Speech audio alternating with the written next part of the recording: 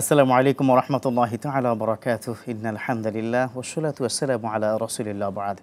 সুপ্রিয় দর্শক, দেশে কিংবা দেশের বাইরে যে যেখান থেকে দেখছেন এই মুহূর্তে আপনাদের প্রিয় চ্যানেল RTV আপনাদের সকলকে স্বাগত জানাই, মোবারকবাদ জানাই। আমি ডক্টর ফখরুল আশিকি। প্রিয় দর্শক, আপনারা জানেন যে প্রতিদিন ঠিক এই সময় আমরা পৌঁছে যাই এবং আপনাদের থেকে গুরুত্বপূর্ণ বেশ কিছু প্রশ্নের জবাব দেওয়ার চেষ্টা করে থাকি। এবং আজকে যে অনুষ্ঠানটি আলহামদুলিল্লাহ শুরু করতে যাচ্ছি, আপনাদের সকলের প্রিয় অনুষ্ঠান প্রাণ নিবেদিত প্রশ্ন করুন। প্রিয় দর্শক, অনুষ্ঠানটিতে অনেক প্রশ্ন থাকবে, তবে সেক্ষেত্রে স্ক্রিনে যে নাম্বারটি দেওয়া রয়েছে সেই নাম্বারে আপনাদের ফোন করতে হবে। নিশ্চয়ই আপনারা আমাদের পেয়ে যাবেন, তার জবাব দেব। যিনি জবাব দিবেন তিনি বাংলাদেশের স্বনামধন্য প্রখ্যাত একজন Islamic scholar doctor Mohammad Rafiqul Islam Madani, Uttara central মসজিদের সম্মানিত খতিব। আসসালামু আলাইকুম ওয়া রাহমাতুল্লাহি তাআলা ওয়া বারাকাতুহু। তো প্রিয় দর্শক, ফোন করুন, ইনশাআল্লাহ আমাদের পেয়ে যাবেন। চলুন আলোচনা শুনি সম্মানী মুহতারামের কাছ থেকে। কেমন আছেন? জি আলহামদুলিল্লাহ, আপনি ভালো আছেন? আল্লাহ শুকরিয়া আদায় করছি। মাহে রমাদানের আজকে কিন্তু রহমতের যে আউয়ালুহু রাহমা আওসাতুহু মাগফিরা আখিরু ইতকুম মিনান নিরান, এই 3 দশকের প্রথম দশকের শেষ দিন কিন্তু আজকে। তো দেখতে দেখতে 10টি দিন চলে গেল। আসলে কি পেলাম কি হারালাম কিছুই জানি না। বাকি 20 দিন কি করতে হবে নিশ্চয়ই আপনি বলবেন। তার আগে বেশ কিছু প্রশ্ন আমার অনলাইনে এসে উপস্থিত হয়ে গেছে। জি, চাঁদপুর থেকে আমার এক প্রিয় ভাই আসিফ, তিনি কয়েকটি প্রশ্ন করেছেন। তার মধ্যে একটি অন্যতম প্রশ্ন হচ্ছে, তিনি কি জানতে চেয়েছেন যে বর্তমান সময়ে একটি বিষয় নিয়ে খুব বিতর্ক চলছে, তা হচ্ছে ওষুধ খাওয়ার সময় বিসমিল্লাহ বলা যাবে কিনা। কেউ বলছে যাবে, কেউ বলছে যাবে না। আলহামদুলিল্লাহ, আসসালাতু ওয়াসসালামু আলা রাসূলিল্লাহি ওয়া বা'দ। নবীজি সাল্লাল্লাহু আলাইহি ওয়াসাল্লাম ইরশাদ করেছেন, মা আনজালাল্লাহু দাআন ইল্লা আনজালা লাহু দাওয়াআন। আল্লাহ সুবহানাহু ওয়া তাআলা সকল রোগের জন্য প্রতিষেধক দিয়েছেন। এবং নবীজি অন্য হাদিসে বলছেন, তাদাউ, তোমরা দাওয়া গ্রহণ করবে, অতএব চিকিৎসা গ্রহণ করা এটা সুন্নাহ। জি, অতএব সুন্নাহসম্মত যেই কাজ, এই কাজটা নিঃসন্দেহে কোরআনের ভাষায়, হাদিসের ভাষায় এটা যিবাল, বরকতপূর্ণ কল্যাণের কাজ। এবং নবীজি অন্য হাদিসে বলেছেন, কুল্লু আমরি যিবালিন লাম ইউবদা ফিহি বিসমিল্লাহ। যেই কল্যাণকর কাজ, ভালো কাজ বিসমিল্লাহ ছাড়া শুরু করা হয় না, সেটা বরকত শূন্য থেকে যায়। তো সেই জন্য যে কোনো ভালো কাজে আমরা বিসমিল্লাহ বলবো, যেহেতু দাওয়া গ্রহণ করা সুন্নাহ। এছাড়া কোরআনেও তো কোরআন সম্পর্কিত আল্লাহ পাক বলেছেন, ওয়ানাজ্জিলুমিনাল কোরআনি মা হুয়া শিফা। এটাও তো একটা শিফা। জি, চমৎকার করে আপনি সমাধান কি দিয়েছেন। আশা করি আমার প্রিয় ভাই, আপনি যদি দেখতে পান সমাধান আপনি পেয়ে গেছেন। তারপরের প্রশ্ন, যদিও এটা শেষের দিকের প্রশ্ন, তবে একটু আগে বলে নেই। তিনি প্রশ্ন করেছেন, ফিতরা কি টাকা দিয়ে দিব নাকি পণ্য দিয়ে দিব? দেখুন, সাদাকাতুল ফিতর নিয়ে এটা বিশ্বময় একেবারে দীর্ঘদিন থেকে একটা ইখতিলাফ তো রয়েছেই। আমরা উলামায়ে কেরামগণ যারা ইজতিহাদ করে ইখতিলাফ করেছেন, তাদের প্রত্যেককেই শ্রদ্ধা করি, তাদের প্রত্যেকেরই দলিল রয়েছে। তা আমি সেই লম্বা ইখতিলাফের দিকে না গিয়ে আমি একজন আলেমের যে মতামত সেটি কোট করছি। তিনি হলেন শাইখুল ইসলাম ইমাম ইবনে তাইমিয়া রাহিমাহুল্লাহ। তিনি সকল ইখতিলাফগুলো আলোচনা করে, দলিল আলোচনা করে তিনি একটা সমাধান দিয়েছেন। সেটি হলো যে এটি দাতা এবং গ্রহীতা উভয়ের সুবিধা এবং তাদের চাহিদা এবং তাদের প্রয়োজনকে সামনে রেখে যেটা নির্ধারণ করা হবে, যেটা করা হবে সেটিই সবচেয়ে ভালো হবে। ধরুন, আগের দিনের প্রেক্ষাপটে যে আজকে হলো বাজারের দিন, ঈদ হলো ধরেন আগামীকাল। তো এই চাঁদ ওঠার পরে ফিতরা দিতে হয়। তা আমি যদি তার ঘরে নিয়ে টাকা দিয়ে আসি, তাহলে এই লোকটা কান্নাকাটি করবে যে 1 সপ্তাহ পরে আমি খাবার পাবো, আজকে ঈদের দিন আমি না খেয়ে। তাহলে এমত অবস্থায় তাকে কিন্তু খাবার দেওয়াই সবচেয়ে বেশি যুক্তিগ্রাহ্য, যাতে ঈদের দিন তার জন্য এটা আনন্দ হয়। কিন্তু উনি যদি চান টাকা, জি, এটি হলো এই দৃষ্টিকোণ থেকে। আর অন্য দিক থেকে যদি এমন হয় যে অনেক সময় দেখা যায় যে লোকটাকে আমরা ফেতরা দিচ্ছি, ফেতরাটা তার জন্য বার্ডেন হয়ে যাচ্ছে, বোঝা হয়ে যাচ্ছে। আমি 20 কেজি চাল দিলাম, আপনি 20 কেজি চাল দিলেন, এখন সে এই চালগুলো কি করবে? এগুলো সে নিতেও পারছে না, ভ্যান ভাড়াও করতে পারছে না, আবার ভাড়া করলে খরচ হচ্ছে। ফলে দেখা গেল যে আরেকজন এসে তাকে প্রস্তাব দিল যে 1 মণ চাল তুমি যদি আমাকে 500 টাকায় দাও তাহলে দিয়ে দেবো। সে 500 টাকায় বিক্রি করে দিল। তাহলে দেখা গেল যে চালের দাম ছিল 2000 টাকা, সেখানে 1500 টাকা লস, 1500 টাকা তার ক্ষতি হলো। এমত অবস্থায় সেই জন্যই বলেছি, যার যার প্রয়োজন, গ্রহীতার প্রয়োজন সহ এইখানে কিন্তু এই ধরনের ক্ষেত্রে অর্থ দেওয়াটা বেশি যুক্তিগ্রাহ্য। অতএব এই বিষয় নিয়ে যেন খাদ্যেই দিতে হবে বাধ্য না করে, নবী যখন খাদ্য আদায় করেছেন তখন সেটি অ্যাভেলেবেল ছিল। আমরা আমাদের শৈশবে দেখেছি যে লেনদেন কিন্তু খাদ্যদ্রব্য অনেক বেশি হতো। তখন তো এমনও ছিল এক খাদ্য দিয়ে আরেক খাদ্য। জি, আমরা 50 বছর আগেও তাই ছিল, শুটকি দিয়ে দুধ নেওয়া, দুধ দিয়ে শুটকি নেওয়া। যখন মাহফিলে যেতাম, মা কিছু চাল দিয়ে দিতেন, তো জিলাপিওয়ালাকে চালটা দিতাম, তিনি আমাদেরকে জিলাপি দিতেন। মাশাআল্লাহ, টাকা ছিল না। এখনকার প্রেক্ষাপটে মানুষ দেখেন অনেকে কিন্তু অর্থটা বেশি চায়। অর্থ হলে তার জন্য সবই সহজ। বাড়ির কাছ থেকে সে সেম দামে চাল কিনছে, এতে গিয়ে তার যে টাকা, তার যে সাশ্রয়টা হচ্ছে। অতএব আমার মনে হয় দিন ইসলাম আল্লাহ সুবহানাহু ওয়া তাআলা বুঝার জন্য আমাদেরকে বুঝার জন্য আকলের কিন্তু ভূমিকা রয়েছে। কোরআনে আল্লাহ বললেন ইন্না আনজালনাহু কুরআনান আরাবিয়্যান লাআল্লাকুম তাকিলুন আলাউলা নাফারা মিন কুল্লি ফিরকাতিন মিনহুম তাইফাতুন লিয়াতাফাক্কাহু ফিদ্দিন। অতএব এইখানে যেন আমরা জ্ঞান মানে আকলটাকে যেন কাজে লাগাই। আমি সচক্ষে মদিনাতে এমন দেখেছি যে ফিতরা দিচ্ছে, জাক্কা করে ফিতরা দেওয়া হচ্ছে, একজন মহিলা ফিতরা গ্রহণ করছে, তার কাছে অনেকগুলো হয়ে যাচ্ছে, আমি দূর থেকে তাকিয়ে দেখছি সে কি করছে। একটু পরে যেখান থেকে একটা লোক কিনে এনে তাকে ফিতরা দিল, এইটাই তার কাছে সে বিক্রি করে দিল আবার অল্প দামে, সে আবার এটা বিক্রি করছে, একটা বারবার বিক্রি হচ্ছে। ফলে দেখা যাচ্ছে সে গ্রহণ করছে চালে, কিন্তু তার বেনিফিট হচ্ছে অর্থে, ফলে গিয়ে সে কিন্তু ক্ষতিগ্রস্ত হচ্ছে। ক্ষতিগ্রস্ত না করে যে শাইখুল ইসলাম যে ইবনে তাইমিয়া রাহমাহুল্লাহ তার সিদ্ধান্তটাই চমৎকার সিদ্ধান্ত, সব মিলিয়ে। যে আমাদের অনেকক্ষণ ধরে একজন দর্শক আছে, একটা ফোন নিতেই হচ্ছে। প্রিয় দর্শক, কে বলছেন, কোথা থেকে বলছেন, আপনার প্রশ্নটি করুন প্লিজ। আসসালামু আলাইকুম। ওয়া আলাইকুম আসসালাম ওয়া রাহমাতুল্লাহ। হুজুর, আমি একটা অপারেশন করে আমি রোজা রাখতে পারছি না। আমার এই বাকি রোজাগুলো কি আগামী মাসে রাখলে সমস্যা? জি, আপনি অপারেশনের রোগী। জি, আর একটা প্রশ্ন হলো হুজুর, আমি একটা দোকান রাখেছি, 3 লাখ টাকা অ্যাডভান্স দিয়ে, তাই এই দোকানের টাকাটা কি আমার যাকাত দিতে হবে? আপনি দিয়েছেন নাকি নিয়েছেন?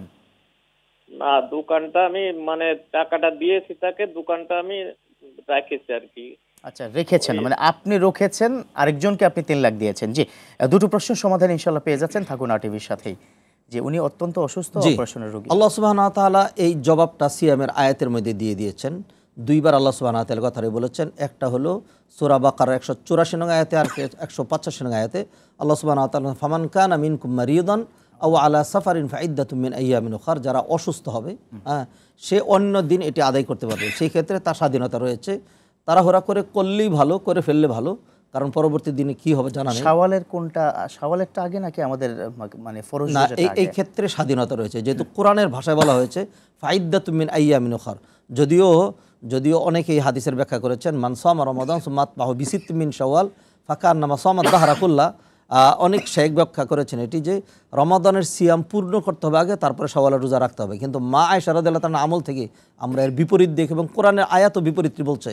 মা আয়েশা রাদিয়াল্লাহু তাআলা তিনি বলছেন কানা ইয়াকুনু আলাইয়া সাওমু ফালা ইস্তাতিউ আন আখদিয়া ইল্লা ফি শাবান, আমার অনেক রোজা কাজা থেকে যেত, শাবান মাস আসলে আমি তাড়াহুড়ো করে সেটি কাজা করতাম, সারা বছর লাগিয়ে তিনি রাখতেন। তাহলে কি মা আয়েশা আপনি মনে করেন শাওয়ালের রোজা, তারপর আরাফার রোজা, মুহররম রোজা কিছু রাখতেন না? তিনি রাখতেন। শেষ হলে উনি শাওয়াল থেকে শুরু করে জি যত দ্রুত সম্ভব। দ্বিতীয়, উনি একটি প্রশ্ন করেছেন, 3 লাখ টাকা অ্যাডভান্স দিয়ে একটি দোকান রেখেছেন, ওই 3 লাখের ওনার হবে কিনা জবাব আপনি দিবেন, কিন্তু অনেকক্ষণ ধরে আরেকজন দর্শক। জি, প্রিয় দর্শক, কে বলছেন, কোথা থেকে বলছেন প্লিজ? আসসালামু আলাইকুম ওয়া রাহমাতুল্লাহি ওয়া বারাকাতুহু। ওয়া আলাইকুম আসসালাম ওয়া রাহমাতুল্লাহ। আবার একটা প্রশ্ন ছিল, আমি বরিশাল থেকে আব্দুল মুতালেব বলছিলাম। জি জি, প্রশ্ন করুন প্লিজ। আমার হলো যে প্রশ্নটা হলো যে যদি ভাই বোন গরিব থাকে তাহলে তাদেরকে কি যাকাত দেওয়া যায় কিনা? ওকে, জি, থাকুন, আপনি আরটিভির সাথে ইনশাআল্লাহ প্রশ্ন উত্তর পেয়ে যাচ্ছেন। আগের প্রশ্নের একটু জবাবটা আমরা দিয়ে নিই, তারপরে এই প্রশ্ন। দেখুন, যাকাত ফরজ হওয়ার জন্য কতগুলো শর্ত রয়েছে। তার মধ্যে একটা হলো পূর্ণাঙ্গ নেসাবের মালিক হতে হবে, একটা বছর ঘুরতে হবে। আরেকটা শর্ত যেটি, সেটা হলো আল মিলকুত তাম, পূর্ণাঙ্গ মালিকানা। পূর্ণাঙ্গ মালিকানা কাকে বলে? একটা টাকার মালিক আমি, কিন্তু আরেকজনকে ঋণ দিয়ে রেখেছি, পাচ্ছি না টাকাটা, তার মানে আমি টাকাটা এখন তসরুফ করতে পারছি না, মধ্যবর্তী জায়গায় চলে আসে। জি, অতএব আমার মালিকানা ঠিকই, কিন্তু পূর্ণাঙ্গতা নেই। ঠিক তদ্রূপ যেই টাকাটা আমি দোকান নিয়েছি, 3 লাখ টাকা জামানত হিসাবে রেখেছি, সেই টাকাটা কিন্তু এই মুহূর্তে আমার হাতে নেই। এই ধরনের টাকাগুলোর ক্ষেত্রে ওলামায়ে কেরাম 3টা মতামত দিয়েছেন। একটা হলো, কোনো ব্যক্তি যদি চান যে প্রতি বছর আমি এটি যাকাত দিয়ে যাব, যেহেতু আমি অ্যাবসলিউট মালিক এটার, অতএব তার এটা আদায় হয়ে যাবে। 2 নম্বর বলেছেন, এই টাকাটা তিনি যখন হাতে পাবেন তখন বিগত বছরগুলোর যাকাত গুনে গুনে দিবেন, 5-7 বছর যে কেউ হোক। আর একটি সহজ মতামত, সেটি হলো যে টাকাটা যখন হস্তগত হবে তখন সাথে সাথে আর বছর পূর্ণ করতে হবে না, যেহেতু তিনি আগেই মালিক ছিলেন, 1 বছরের যাকাত দিলে হয়ে যাবে। অতএব যে 3টা মত উল্লেখ করলাম, 3টার যে কোনো একটা আমল করবেন, ইনশাল্লাহ আল্লাহ সুবহানাহু ওয়া তাআলা প্রতিদান দান করবেন। জি, উনি আরেকটি প্রশ্ন পরবর্তী এক ভাই করেছেন যে আপন বোনকে ভাইকে যাকাত দেওয়া যাবে কিনা? যাকাতের ক্ষেত্রে আল্লাহ সুবহানাহু ওয়া তাআলা যে মাসারিফগুলো উল্লেখ করেছেন, আমার মনে হয় ওই মাসারিফগুলো একটু ব্যাখ্যা আছে বিস্তারিত। আমরা ইনশাআল্লাহ তাআলা আপনার কাছে বিস্তারিত আজকে জানতে চাইবো, তবে একটা ছোট্ট বিরতির পর। জি, দর্শক, দেখছেন আপনাদের প্রিয় চ্যানেল আরটিভি এবং আরটিভির নিয়মিত আয়োজন সরাসরি প্রশ্ন উত্তরমূলক অনুষ্ঠান প্রাণ নিবেদিত প্রশ্ন করুন। নিতে হচ্ছে এই মুহূর্তে ছোট্ট করে একটু বিরতি, ফিরছি কিছুক্ষণের মধ্যেই।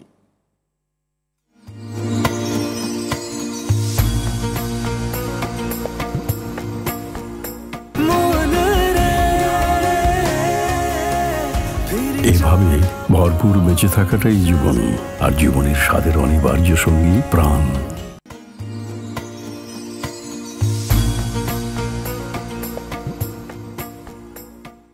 আলহামদুলিল্লাহ, প্রিয় দর্শক, ফিরে এলাম বিরতির পর। আমাদের সাথে থাকার জন্য ধন্যবাদ। দেখছেন আপনাদের প্রিয় চ্যানেল RTV এবং RTVর নিয়মিত আয়োজন সরাসরি প্রশ্নোত্তরমূলক অনুষ্ঠান প্রাণ নিবেদিত প্রশ্ন করুন। প্রিয় দর্শক, অনুষ্ঠানটিতে অনেক প্রশ্ন নেওয়া হয় আপনাদের কাছ থেকে এবং তার জবাব দেওয়ার চেষ্টা করে থাকি আলহামদুলিল্লাহ।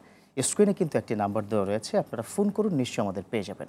রয়েছেন আমার সাথে প্রশ্নের উত্তর দেওয়ার জন্য ডক্টর মোহাম্মদ রফিকুল ইসলাম মাদানী। চলুন তার কাছ থেকে আমরা পূর্ববর্তী বেশ কিছু প্রশ্নের জবাব নিয়ে নিই। আমার এক ভাই, তিনি প্রশ্ন করেছিলেন তার জাকাত হয়েছে, বাট আপন ভাইরা একটু গরিব আছে, ভাই বোনদেরকে জাকাত দিতে পারবে কিনা? আল্লাহ সুবহানাহু ওয়া তাআলা কোরআনে কারিমে মূলনীতি দিয়েছেন। আল্লাহ বলছেন ইন্নামাস সাদাকাতু লিল ফুকারাই ওয়াল মাসাকিন ওয়াল আমিলিনা আলাইহা। এখানে জাকাতের 8টা খাত উল্লেখ করা হয়েছে। এর সাথে মিলে যদি অন্য আরেকটি আয়াত আমরা দেখি, আল্লাহ সুবহানাহু ওয়া তাআলা বলছেন ওয়াবুদুল্লাহ ওয়া লা তুশরিকু বিহি শাইআ ওয়া বিল ওয়ালিদাইনি ইহসানা ওয়া বিযিল কুরবা। আল্লাহ সুবহানাহু ওয়া তাআলা আল্লাহর ইবাদত করতে বলেছেন, পিতামাতার সাথে সদাচরণ করতে বলেছেন এবং আত্মীয় স্বজনের সাথে মানে ভালো আচরণ করার জন্য, ভালো ব্যবহার করার জন্য বলেছেন। তো আমরা অন্যান্য হাদিসগুলো এবং কোরআন আয়াতগুলো বিশ্লেষণগুলো দেখি যে শুধুমাত্র উলামায়ে কেরামগণ নির্যাস আকারে বলছেন দুই ক্ষেত্রে জাকাত দিতে পারবে না। একটা হলো ডাইরেক্ট উপরের দিকে, অর্থাৎ যিনি জাকাত দাতা তার বাবা মা এবং তাদের বাবা মা, এভাবে উপরের দিকে, এবং নিচের দিকে নিজের ডাইরেক্ট ছেলে মেয়ে এবং ছেলে মেয়েদের ছেলে মেয়ে নাতি নাতকর। কিন্তু সাইডে যারা রয়েছে ভাই এবং বোন, তারা তো বেশি হকদার, জি বিজিল কুরবা। অতএব জাকাত দেওয়ার ক্ষেত্রে একজন মানুষ তিনি তার ভাইকেই জাকাত দিবেন। তবে জাকাত যেহেতু একটি আবাদত, আবাদতের জন্য নিয়ত শর্ত, আর নিয়ত হলো মনের বিষয়। নিয়ত জবান দিয়ে উচ্চারণ করার বিষয় না। এরকম বলতে হবে না যে ভাই আমি তোমাকে জাকাত হিসাবে 10,000 টাকা দিলাম, এটা বলাটা তাকে হেয় প্রতিপন্ন করা হবে। যেহেতু আমাদের সমাজের মানুষ জাকাতটাকে একটা মালের ময়লা মনে করে। আমরা একটু বিস্তারিত হবে হয়তো বিষয়টি, প্রসঙ্গটি। একজন দর্শক অনেক অপেক্ষা করছে, ফোনটা নিয়ে এনেছি। প্রিয় দর্শক, কে বলছেন, কোথা থেকে বলছেন, আপনার প্রশ্নটি করুন প্লিজ।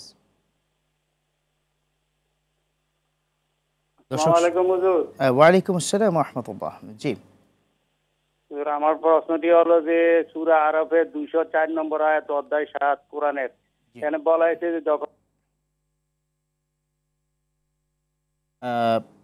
আপনার সংযোগটি সম্ভবত বিচ্ছিন্ন হয়ে গেছে, আপনি আবার চেষ্টা করুন, ইনশাআল্লাহ আমাদের পেয়ে যাবেন। তাহলে আপনি ক্লিয়ার করলেন উদ্ধস্তন এবং অধস্তন দেওয়া যাবে না, বা ডান পাশে বাম পাশে দেওয়া যাবে। যেটি বলছিলাম, যাকাত তো ইবাদত এবং সকল ইবাদত কবুল হওয়ার জন্য মৌলিক শর্ত হলো নিয়ত। ইন্নামাল আমালু বিন্নিয়াত। নিয়ত হলো কলবের বিষয়। অতএব একজন মানুষ যখন তার ভাইকে জাকাত দিবেন, সম্মানজনকভাবে জাকাতটা দিবেন। তাকে 20,000 টাকা দিয়ে, ভাই ধরো তোমাকে 20,000 টাকা দিলাম, রমাদান মাস সামনে ঈদ আছে, এটা তোমার যথেষ্ট কাজে লাগবে, এটা কাজে লাগিও, তোমার যেমনি খুশি তুমি এমনি ব্যবহার করতে পারো, তোমাকে এটা আমি দিয়ে দিলাম, তোমার ঋণ টিন না কোনো কিছু না, তোমাকে এটা আমি দিয়ে দিলাম। এইভাবে তিনি সম্মানজনকভাবে তাকে জাকাতটা দিয়ে দিবেন। হ্যাঁ, এটা বলবেন না কোনো কারণভাবেই। অনেকে মনে করেন যে না আমি বলে দেবো আমার এটা জাকাতের টাকা, না, এটা হীনমন্যতার শামিল। জাকাত ইবাদত, ইবাদতের জন্য নিয়ত শর্ত, নিয়ত ঘোষণা নয়। নিয়ত হলো মনের ইন্টেনশন, নিয়া আল ইরাদা ফিল কলব, তাই তো, অন্তরের মধ্যে চিন্তাটা বা ইচ্ছাটাই নিয়ত। আর একজন দর্শক আছে, আমরা একটু ফোন নিচ্ছি। প্রিয় দর্শক, কে বলছেন, কোথা থেকে বলছেন, প্রশ্ন করুন প্লিজ। হ্যালো, জি, আসসালামু আলাইকুম। ওয়ালাইকুম আসসালাম। প্রিয় বোন, প্রশ্ন করুন। আমি ঢাকা থেকে বলছি। আমি বললাম যে 52.5 তোলা রূপার সমান টাকা হলো বর্তমানে 83,500 টাকা। এখন এই টাকা যদি কারো কাছে থাকে তাহলে কি জাকাত দিতে হবে নাকি? জি, থাকুন বোন, আমাদের সাথে ইনশাআল্লাহ প্রশ্ন উত্তর পেয়ে যাচ্ছেন। জি, জাকাতের নেসাব যখন নির্ধারণ হয়েছিল নবীজির জমানায়, তখন এই 52.5 তোলা রৌপ্য এবং 7.5 ভরি স্বর্ণের সমান ছিল। কালের আবর্তনে এটা হয়ে গেছে। এখন যিনি দাতা, তার স্বাধীনতা রয়েছে, তিনি যে কোনোটাকে মূল্যমান ধরতে পারেন, জাকাতের নেসাব ধরতে পারেন। আমরা মানুষকে যেভাবে এনকারেজ করি সেটা হলো বিশেষ করে আমাদের দেশের প্রেক্ষাপটে, যেখানে আমাদের প্রত্যেকের আত্মীয় স্বজনের মধ্যে, দেশবাসীর মধ্যে অজস্র গরিব দরিদ্র এবং যারা জাকাত গ্রহীতা রয়েছে। আমরা যদি প্রত্যেকেই স্বর্ণের নেশাবের জন্য বসে থাকি তাহলে অনেক মানুষ বঞ্চিত হবে। সেই ক্ষেত্রে ধরুন যিনি বললেন যে 83,000 টাকা হলেই জাকাত হয়, তাহলে সেক্ষেত্রে 1 লাখ টাকা যদি কারো সঞ্চিত পড়ে থাকে, 1 লাখ টাকার জাকাত কয় পয়সা? 2,500 টাকা মাত্র। অতএব কেউ যদি রৌপ্যের নেশাবটাকে প্রাধান্য দেন, এতে গরিবের উপকারটা একটু বেশি হবে। তবে এখানে শর্ত প্রযোজ্য, 1 লাখ টাকা কিন্তু পুরো 12 মাস ঘুরতে হবে। জি জি জি জি, তার অ্যাকাউন্টে থাকতে হবে। আর একটু যদি একটু অবশ্যই আপনি বলবেন, একজন দর্শক অপেক্ষা করছে। প্রিয় দর্শক, কে বলছেন, কোথা থেকে বলছেন, প্রশ্ন করুন প্লিজ। আসসালামু আলাইকুম। ওয়ালাইকুম আসসালাম ওয়া রাহমাতুল্লাহ। আমার প্রশ্ন হলো যে আমি সরকারি চাকরি পেনশন পাইছি, মনে করেন 5 লাখ টাকা, এটা ব্যাংকে রাখছি। জি, এখন ব্যাংকে রাখছি, এটা ব্যাংকে এমনি আছে। এখন এই টাকার উপর ইন্টারেস্ট জাকাত দিতে হবে না ইন্টারেস্টের উপর জাকাত দিতে হবে? আচ্ছা জি ঠাকুর, আপনি আমাদের সাথে ইনশাআল্লাহ প্রশ্ন উত্তর পেয়ে যাচ্ছেন। ব্যাংকে রেখেছেন টাকা, জি, জাকাতের জন্য শর্ত হলো পূর্ণাঙ্গ মালিকানা। ব্যাংকে যে টাকাটা যে কোনো মুহূর্তে তিনি যাবেন এটা উঠাইতে তিনি পারেন, এটা। অথবা যদি ফিক্সড ডিপোজিট হয় 3 মাস 6 মাস, এরপরে কিন্তু তিনি পাচ্ছেন। অথবা এটা এরকম যে চাইলে না করতেও পারতেন, বিদায় তার সমুদয় যে টাকাটা জমা আছে এবং সেইখান থেকে যে লভ্যাংশটা আসে সবটার উপরে তার জাকাত দিতে হবে। সমুদয় টাকা উইথ লভ্যাংশ, 5 লক্ষ টাকা সাথে যদি 60,000 থাকে তাহলে 5,60,000 টাকা 2.5% হারে তাকে জাকাত। জি, এখানে আরেকটা, এখান থেকে লভ্যাংশ নিয়ে তিনি যদি খরচ করে ফেলেন, যেটি খরচ হয়ে যাচ্ছে সেটার উপর তার জাকাত আসছে না। যদি এমন হয় যে লভ্যাংশটা জমা হচ্ছে এবং 1 বছর থাকছে, তাইলেই সেটার উপরে। বুঝতে পেরেছি। এর আগে একটা প্রসঙ্গে কি যেন বলছিলেন, যার একটু। জি, বলছিলাম ওই যে ইবাদতের কথা। তো সেইখানে জাকাতের যে মাকসাদ সেটা যদি আমরা দেখি সেটা হলো ইসলামে জাকাত হলো দারিদ্র্য বিমোচন প্রকল্প। অতএব আমরা যারা ধনী, আমরা যারা জাকাত দাতা, আমরা যদি শুধু আমাদের সুবিধা চিন্তা করি তাহলে কিন্তু জাকাতের যে লক্ষ্য উদ্দেশ্য তার সাথে এটা কন্ট্রাডিকশন হয়। সেই জন্য আমি ইনকারেজ করছি, কাউকে বাধ্য করছি না। আমরা যদি রৌপ্য নেশাবটাকে প্রাধান্য দিই তাহলে আমাদের সমাজের যে দরিদ্র শ্রেণী তারা প্রাধান্য পাবে, এতে আমার ভাই বেরাদার আত্মীয় স্বজন তাদের মুখে কিন্তু হাসি ফুটবে। নিশ্চয়ই চমৎকার। যে এখানে একটা এই জাকাত প্রসঙ্গে আমার একটা প্রশ্ন আছে। প্রশ্ন হচ্ছে এরকম যে কেউ কোনো ব্যক্তি কোনো একটা শিক্ষা প্রতিষ্ঠানে, জি, এখন থেকে ঠিক 9 মাস আগে তিনি একটা ইনভেস্ট করেছেন, আবার সেই টাকা উঠিয়েও ফেলেছেন। উঠানোর পর কিছু টাকা প্রতিষ্ঠান থেকে পেত, বাট এটা পাবে কিনা সন্দেহ ছিল।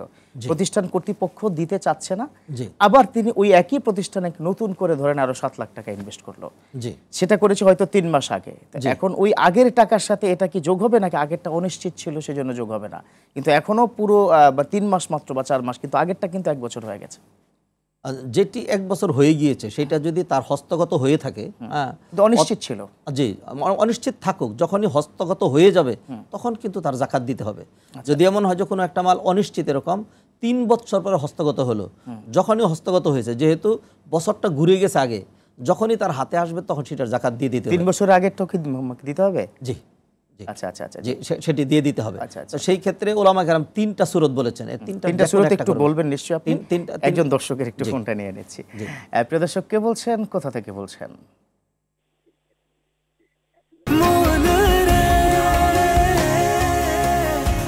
এভাবে ভরপুর বেঁচে থাকাটাই জীবন, আর জীবনের স্বাদের অনিবার্য সঙ্গী প্রাণ। আসসালামু আলাইকুম। ওয়ালাইকুম আসসালাম ওয়া রাহমাতুল্লাহ। জি, প্রশ্ন করুন।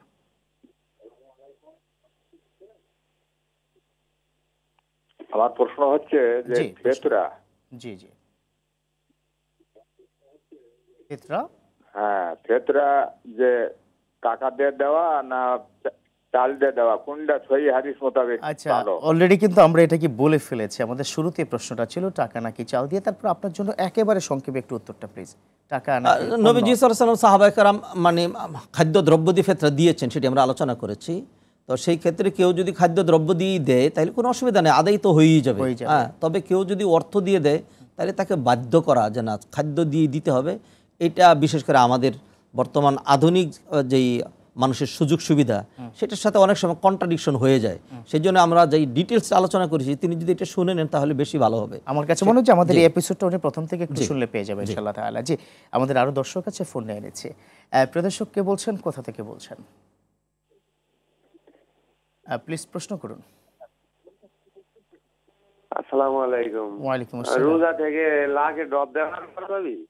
নাকে ড্রপ দেওয়া যাবে কিনা, তাই না, রোজা রেখে? জি, থাকুন আমাদের সাথেই।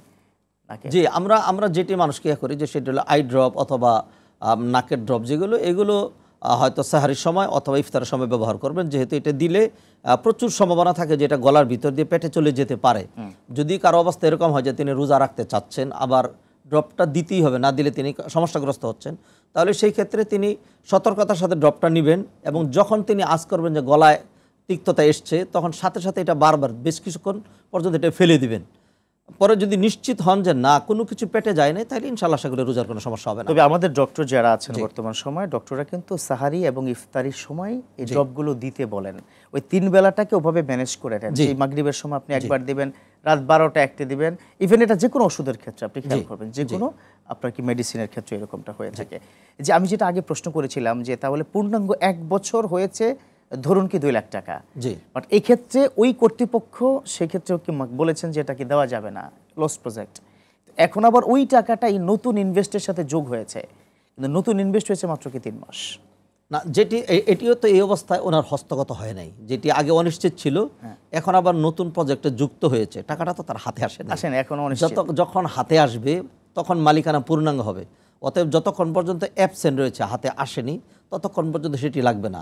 যদি এখন অবস্থা এরকম হয়, যেহেতু তারা বলছেন যে না নতুন প্রজেক্টে যুক্ত হবে, এখন যদি সে চাইলে যে ঠিক আছে আমার টাকাটা পুরো টাকা দিয়ে দেন, এখন অনিশ্চিত, যদি তাইলে তো হাতে আসে নাই, পূর্ণাঙ্গ মালিকানা হয় নাই, তাহলে জাকাত লাগবে না। আর যদি এমন হয় যে না চাইলেই দিয়ে দেয়, আপনি চাইলে উঠাই ফেলতে পারেন, তাইলে এমন অবস্থায় জাকাত দিতে হবে। চমৎকার।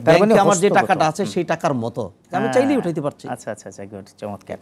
যে আমাদের এখানে আরো অনেক প্রশ্ন চলে এসেছে আজকে, আসলে জাকাত বিষয় নিয়ে অনেকেই প্রশ্ন করা শুরু করেছে, কারণ আপনি চমৎকার করে প্রত্যেকটা জবাব কি দেওয়া শুরু করেছেন। আচ্ছা, আমাদের জাকাত থেকে একজন বলেছে যে আমরা জাকাত করছি, কিন্তু ওসর নিয়ে তো আমাদের কোনো সিদ্ধান্ত নেই, কেন বাঙালি জাতি ওসরের বিষয় এতটা গাফেল? ভাই যেই ওসর নিয়ে প্রশ্ন করেছেন, অনেক দর্শক হয়তো ওসর বুঝেন না, সেটা হলো আমাদের ফসলাদির জাকাত। আমরা জমি থেকে যে ধান, গম অথবা আমরা যে শাকসবজি যেগুলি পেয়ে থাকি, ফল ফলাদি, সেগুলোর জাকাত। আসলে এইগুলি নিয়েও আলোচনা হওয়া উচিত। জাকাত নিয়ে আমাদের সমাজে যতটা আলোচনা হয়, ওসর নিয়ে অতটা আলোচনা হয় না। সেই জন্য এই ভাই যেহেতু কনসার্ন, সেই জন্য তাকে সাধুবাদ জানাচ্ছি, ধন্যবাদ জানাচ্ছি। সেই ক্ষেত্রে আমরা দর্শক শ্রোতাদেরকেও মানে আবেদন জানাচ্ছি যে জাহিলি যুগের যারা মুশরিক ছিল, তারাও কিন্তু ফল ফলাদি যখন পেত, তখন তারা সেইখানে কিছু বাগটাক করে তাদের শিরকি তরিকায় তারা শেষমেশ অন্যরকম করে ফেলতো। ওয়াজআলু লিল্লাহি মিম্মা যারাআ মিনাল হারথি ওয়াল আনআমি নাসিবান ফাকালু হাযা লিল্লাহি বিজামিম হাযা লিশুরাকাইনা, তারা ভাগ করত।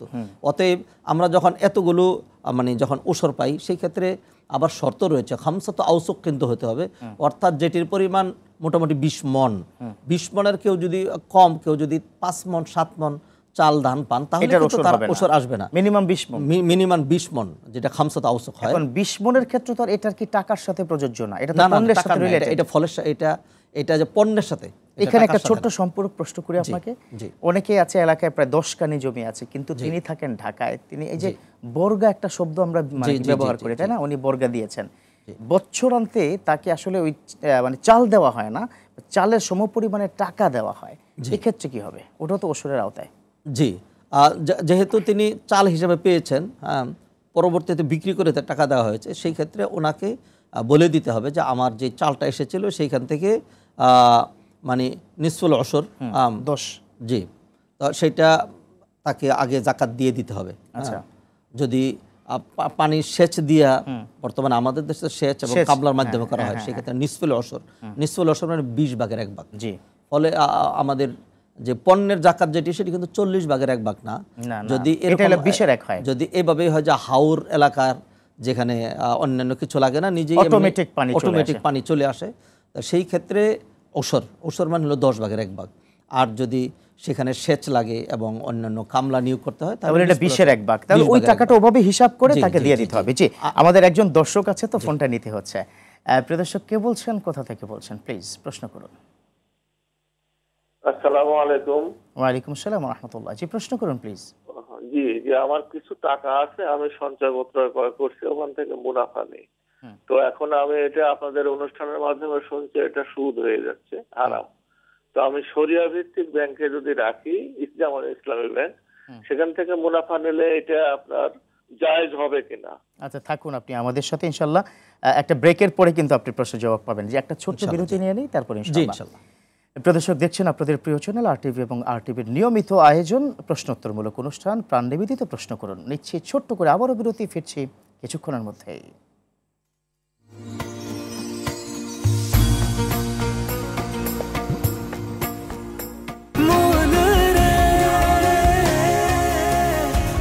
এভাবে ভরপুর বেঁচে থাকাটাই জীবন, আর জীবনের স্বাদের অনিবার্য সঙ্গী প্রাণ।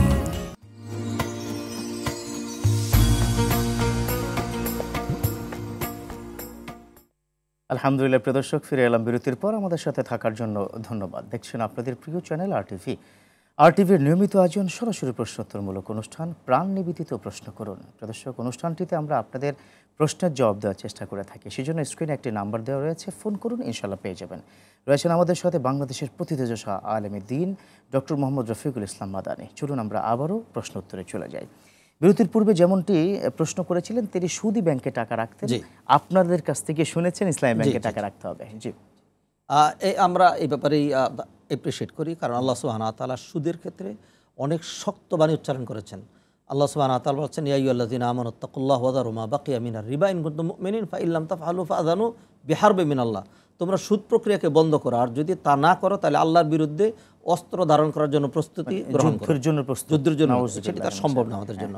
সেই জন্য এই ভাই যে উদ্যোগ নিয়েছেন ইসলামী ব্যাংকে, সেটি তিনি করবেন, এবং ইসলামী ব্যাংকে করার পরে যে লভ্যাংশ আসবে সেটিতে কিন্তু জাকাত দিতে হবে। আচ্ছা আচ্ছা আচ্ছা, তার যেটি জাকাতে মাফ নেই, জাকাতের ক্ষেত্রে না। তিনি তো আলহামদুলিল্লাহ বারাকা পেয়ে গেলেন, হালাল জীবিকা নির্বাহ করলেন, এবং জাকাত দিলে তো আল্লাহ সুবহানাহু ওয়া তাআলা তার মাল সম্পদ বাড়িয়ে দিবেন, বারাকা এনায়েত করবেন। জাকাত মানে তো বৃদ্ধি করা। সুবহানাল্লাহ। আমাদের এক ভাই আসিফ নামের, তিনি প্রশ্ন করেছেন যে আত্মীয়তার সম্পর্ক সবসময় রক্ষা করার চেষ্টা করছি, কিন্তু যাদের সাথে রক্ষা করার চেষ্টা করছি তারা বারবার আত্মীয়তার সম্পর্ক নষ্ট করছে, এখন আমার কি করণীয়? দেখুন, আত্মীয় স্বজনের মধ্যে এবং সোসাইটির মধ্যে মানুষকে আল্লাহ সুবহানাহু ওয়া তাআলা ভেরিয়াস টাইপস করে সৃষ্টি করেছেন। আন্নাসু কাল মাআদিন, নবী হাদিসে বলেছেন। কিছু মানুষ আছে একটু নেগেটিভ প্রবণতা তার মধ্যে বেশি থাকে, আমরা 10 জন তার সাথে ভালো করি, অল্প একটুতে তিনি চটে যান, এরকম কিছু মানুষ আছে। তো এরকম মানুষ যারা আছে তাকে ছেড়ে দিলে তো চলবে না। আল্লাহ বলছেন ইদফা বিল্লাতি হিয়া আহসান। নবী হাদিসে বলছেন, এক সাহাবী তার কাছে অভিযোগ করলেন যে ইন্নালি কারাবাতান আসিলুহুম ওয়া ইয়াকতাউন্নি, আমার আত্মীয়তা আছে, আমি তার সাথে ভালো ব্যবহার করি, কিন্তু সে বারবারই আমার সাথে খারাপ ব্যবহার করে। তখন নবীজি বললেন যে ফাইন কুনতা কামা কুলতা ফাকান্নামা তুসিফুহুমুল মাল্লা ওয়ালা ইয়াজালু মাআকা মিনাল্লাহি যাহির। তোমার ব্যাপারটা যদি সত্যি এমন হয়ে থাকে তাহলে আল্লাহ সুবহানাহু ওয়া তাআলা, তুমি যেন তার দিকে ছাই নিক্ষেপ করছো, অর্থাৎ তার অন্তরের ভিতরে যে কিনা বিদ্বেষ আছে সেটাকে তুমি যেন জ্বলে পুড়ে শেষ করে দিচ্ছ। অতএব এটা পর্যায়ে সে ভালো হয়ে যাবে, এবং আল্লাহ এবং এভাবে চলে রাখতে হবে। এটা হচ্ছে চূড়ান্ত। অনেক অনেক ধন্যবাদ জানাচ্ছি, আজকে এসেছেন, আলহামদুলিল্লাহ অনেক প্রশ্নের জবাব পেয়েছি। বারাকাল্লাহু ফিকুম।